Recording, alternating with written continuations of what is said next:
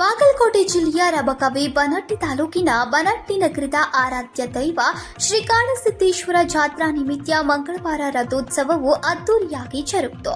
ನಾಡಿನ ಪಟಾಕಿ ಜಾತ್ರೆ ಎಂದೇ ಪ್ರಸಿದ್ಧವಾದ ಜಾತ್ರೆಯಲ್ಲಿ ಕಾಡಸಿದ್ದೇಶ್ವರ ಮಂಗಳವಾರ ಮಧ್ಯಾಹ್ನ ಪ್ರಾರಂಭವಾದ ಮದ್ದು ಸುಡುವ ಕಾರ್ಯವು ರಾತ್ರಿಯವರೆಗೆ ನಡೆಯಿತು. ಕಾಡಸಿದ್ದೇಶ್ವರ ಮುಂದೆ ಲಕ್ಷಾಂತರ ಮೌಲ್ಯದ ಭಕ್ತರು ಘೋಷಣೆ ಕೂಗ್ತಾ ಪಟಾಕಿಯನ್ನ ಸಿಡಿಸಿದ್ರು.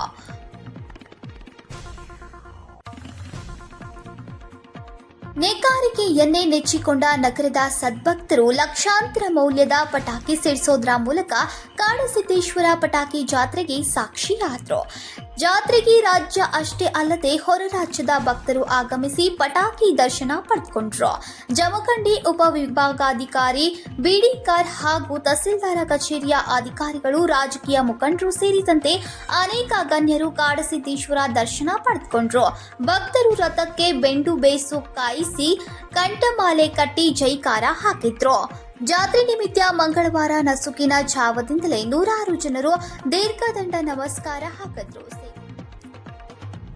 ಸೇವಾ ಸಮಿತಿ ಸೇರಿದಂತೆ ಸಹಸ್ರ ಭಕ್ತರಿಂದ ಪ್ರಸಾದ ಸೇವೆ ಜರುಗಿತು.